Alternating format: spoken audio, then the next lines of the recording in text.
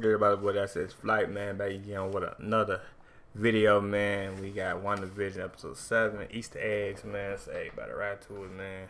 And yeah, let's see what we talking about. So yeah, leave a like, sub my channel, man. And yeah, let's get it. What's going on, guys? Welcome to Everything Always. My name's Michael Roman. Episode 7 last night delivered on a lot of levels. It really pushed the narrative forward, and we finally started to get a ton of answers that we've had for the.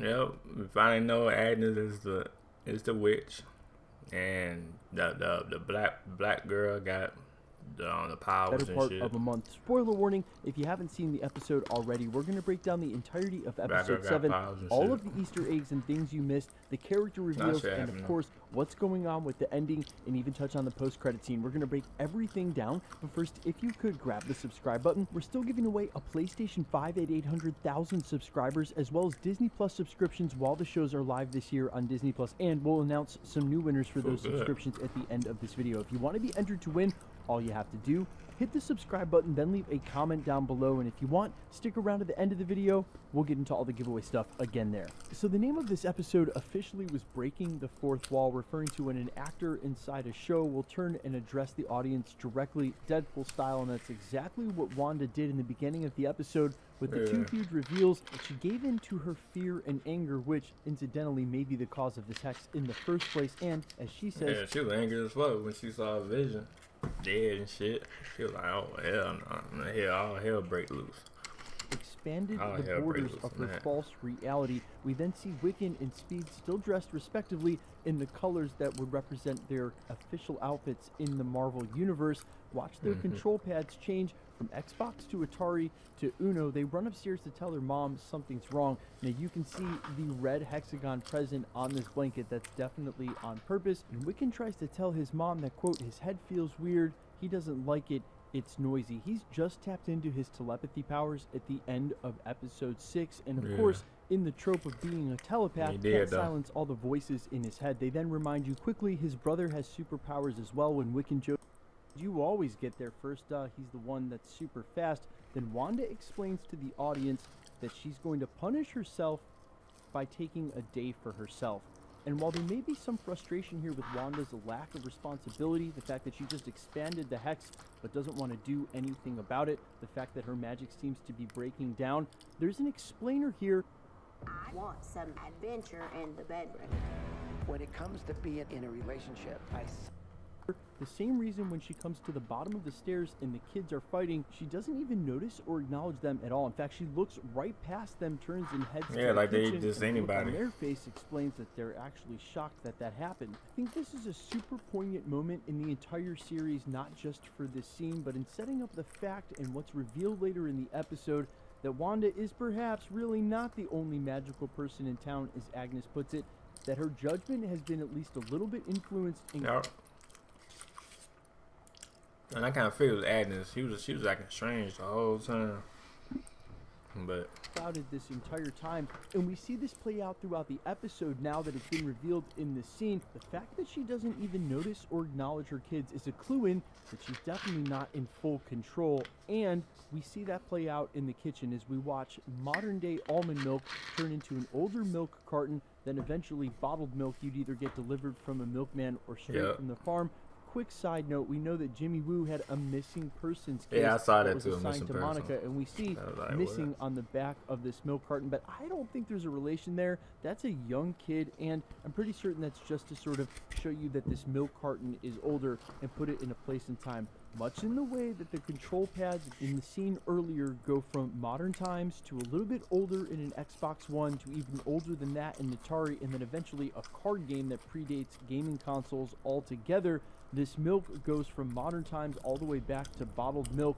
This is a very clear countdown to let you know whatever this is leading towards is right around the corner, and of course at the end of the episode we see that that is true as well. Now, while many elements of this episode, including the intro, drew heavily from Modern Family, the intro song, however, that was all the American version of The Office, and I'm sure there were a lot of you who pinned that song immediately, but there were 3 very creepy Easter eggs during the opening credits, so let's examine them one by one. The first of which, this number here, 122822. Now this is a hex color code. Pretty good, Yes, right? you heard me correctly. A hex color pretty code good. for a color displayed within RBG that's red, blue, and green, the 3 colors you get in television display. And this code is not red.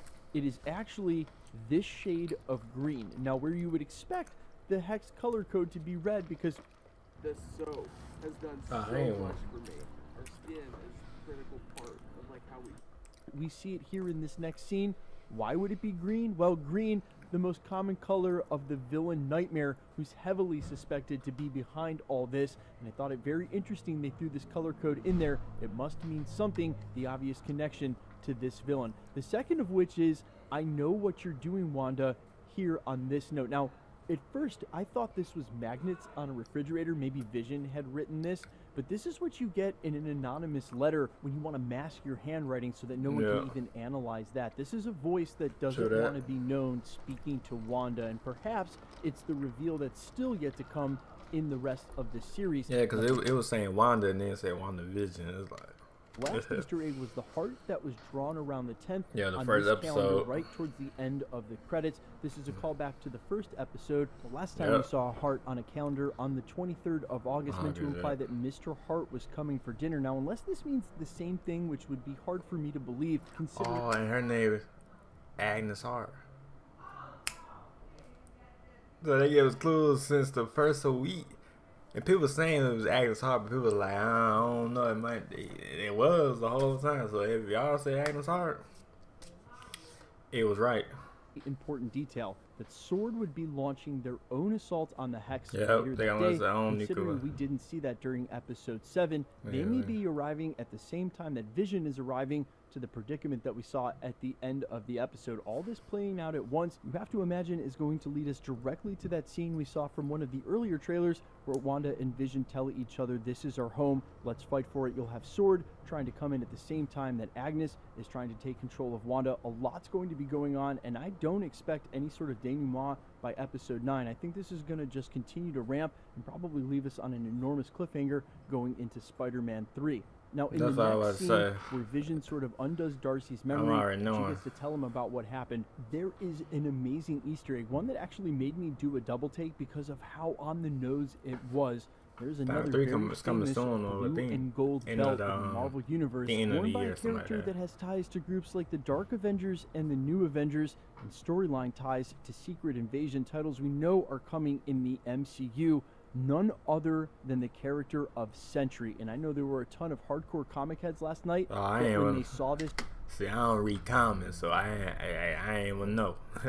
I don't, immediately knew what it was. Like I said, this is so on the nose and very awesome they added this. There's been rumors that Sentry is going to come to the MCU in sometime soon. It's possible this is an Easter egg to let us know he may be right around the corner. Now, in the next scene when Wanda so willingly sends the kids with Agnes, we touched on that already. I really feel like she's already heavily under Agnes's control. That's why she's acting so selfish and oblivious. We push forward into the emails sent by Darcy Lewis to Jimmy Blue's character.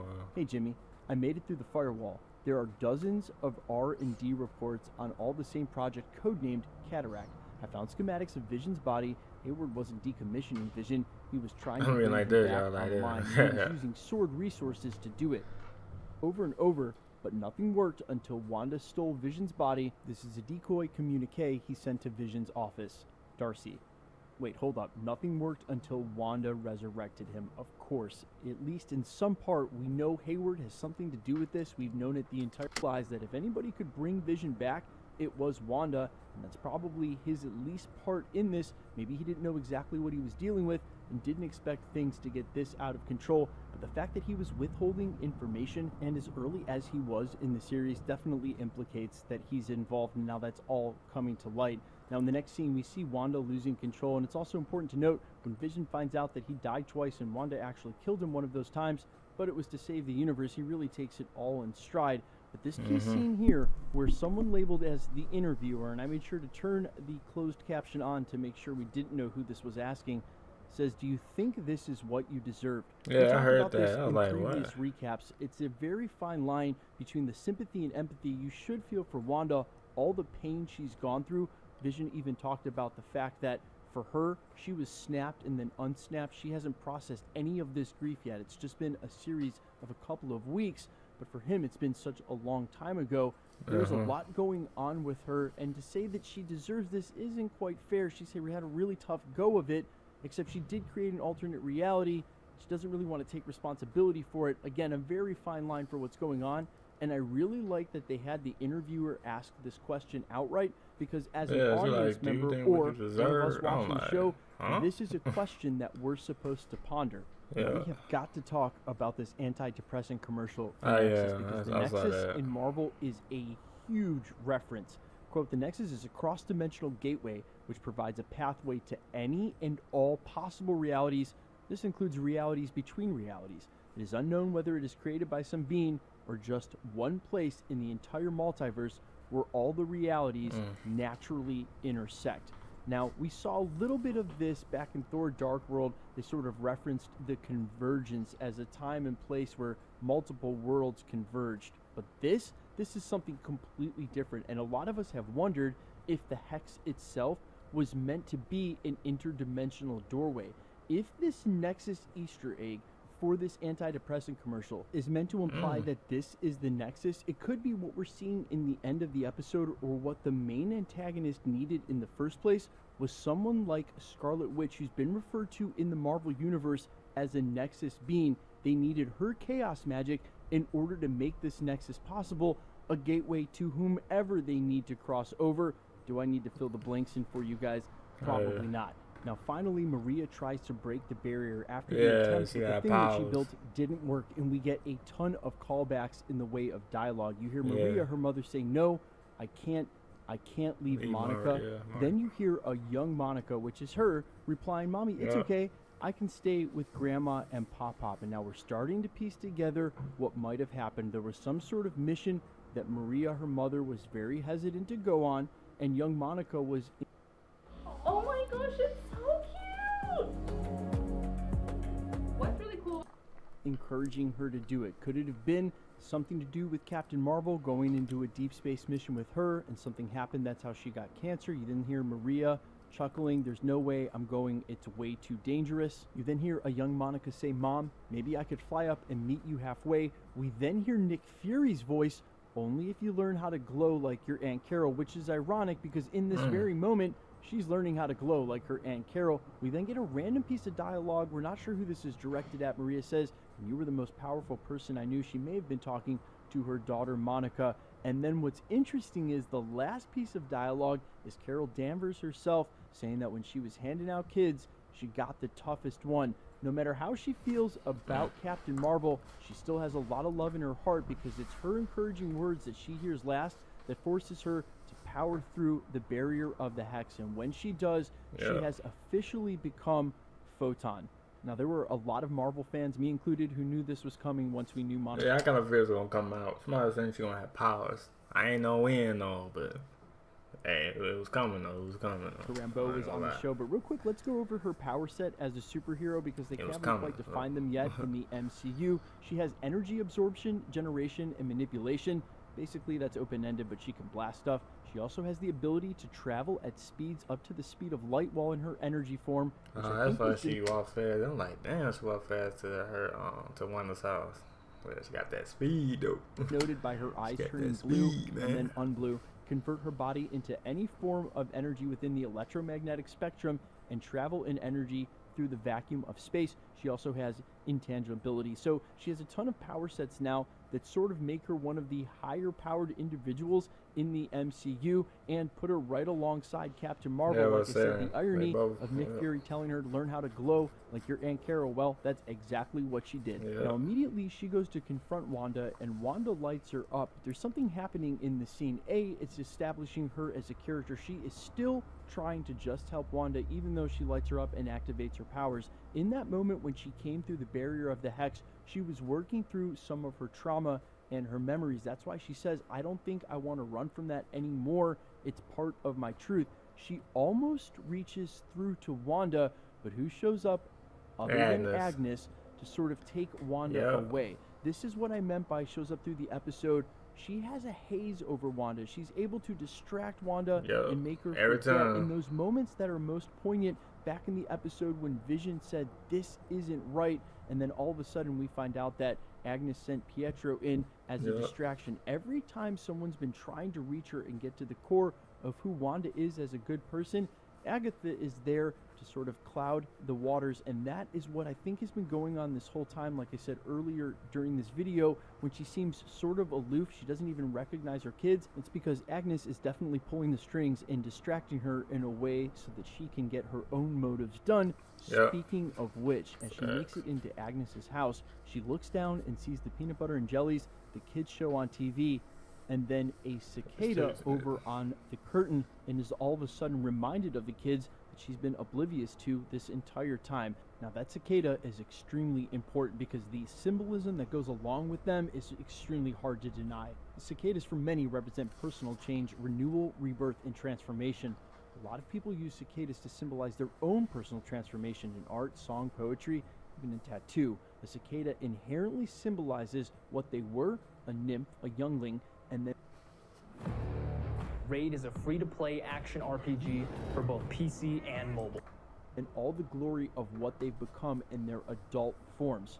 Now, it also has the symbolism of locusts sort of being one of the plagues, but more important than that, this is representing a chrysalis, a changing, a rebirth of something. And to have that symbolism butt up against these two kids, what we know about that the kids are just a piece of the soul of Mephisto. Could it be that Mephisto has all the power he needs now to be reborn? We pointed to earlier in the episode the fact that it felt like a countdown, like whatever this has been leading towards, we're finally there. They've had Wanda, they've drained enough power. Well, and we know that because there's only 2 episodes left. As I also said 2 more episodes earlier in this video, I would expect this to end on a cliffhanger. I don't think we're going to get any major resolutions. But as we make our way into the basement, there is a ton going on there. And undeniably, the symbol of the devil right here, the yakety yak. Don't talk back maybe your from kid might be in the episode 1. basement. I pointed it out So then. she This is trapped right definitely what right that's in meant the to basement. imply. That That shit book crazy, is a man. totally That shit other crazy. subject, It's an so Easter good, egg, though, which man. will be the focus of a deep dive hopefully later as we get into that in the week. There's a huge reveal now that Agnes is indeed Agatha Harkness. Good job, YouTubers. We had this pinned since last summer. Yes, y'all did though. You know, I did too. But now, like, I don't know. But I kind of figured it was her though, cause she was just always in the mix. Like, you know what I'm saying? But you know, y'all people, you know, y'all had it since episode 1. Like, it was Agatha Harkness. But some people didn't. You know what I mean? So. Her pendant is back, senior Scratchy in hand, and now she is telling Wanda, hey, listen, you're not the only magic lady in town. In fact, actually, this has been my show all along. And then they even run Agatha Harkness her own credit song, as in saying, yeah, this is WandaVision, but you know what? Listen, they show a whole credit, like, what she been doing. So, like, Agatha Harkness has been running this the entire time. It's a huge reveal, and for those of us who thought she may have some control over Wanda, well, she's had a ton of control over Wanda and got her all the way into her basement, locked with her 2 kids for all the power she needs. In fact, everything Agatha's needed and wanted out of Wanda, she's gotten up until this point. Now, as I've pointed out in other videos, Agatha Harkness has actually been on both sides of the ledger when it comes to villains and superheroes, and I'm not quite sure of her role going forward into the series. Eventually, she should become the caretaker for Franklin Richards, but either way, at this point, she's definitely set up as an adversary. We see her there, that'll be so good, man. Which we'll also get to later in the week. This has been Agatha Harkness all along, at least on one level, and whatever this is leading to, well, we're about to see very soon. This basement with all of this... The soap has done so much for me. Our skin is the critical part of like how this imagery for the devil certainly makes it feel like it's Mephisto, but we're still in the dark there, pun totally intended. Now, Monica Rambeau is not satisfied, so she follows and finds her way to a door to the basement. She opens it, you see the vines there. That was a cliffhanger right there. That was a cliffhanger. In the mid-credit scene, if you bowed out right when the credits started, you might have missed this post-credit. Yeah, cause I almost missed that. I was like, cause I was winded, I was fast forwarding, and I saw them like, hold on, they got a credit scene. I almost missed that shit, so I put play, and I saw it. I'm like, oh shit, okay. mid-credit scene. And then who shows up other than this Pietro imposter? Vision explains him. They say Snooper's gonna snoop, and then they cut right there. We wondered what happened to him during this episode. Well, here he is. It doesn't seem like he was that aggro when he found her, but you have to imagine that if she's animated him, and that being Agatha, to work on his behalf, then he's probably going to intercept Monica here. Although we know Monica has superpowers, so maybe that's going to be the first display of Photon. Hopefully that'll happen in the next episode. Guys, let me know all your thoughts down below. How crazy is this getting? Let me know all your theories for these Easter eggs. Yeah, let me know, man, what y'all think about episode 7 Easter eggs, man. Let me know, y'all. Episode 7 was a good, and I told you after episode 5, man, it's gonna be good and gooder. You know what I mean? No cap. Episode 7, man, it ends with 2 cliffhangers, man. First one, when she was like, "You ain't the only one with powers," and then the last one at the end, and I almost missed it. Then you know, the fake, you know, his brother, fake brother, you know what I'm saying, came along saying, shit, well, you know, you snoozing or some shit like that. So, man, hey, man, it's gonna be good next week, man. I can't wait for next week, though, man. I ain't gonna lie. Can't wait for next week, man. Leave a like, man. Some of my channel, hit the bell if you're new, man. Any songs in the question, man, let me know in the comments, y'all. And, yeah, let me know, y'all. But, yeah, peace.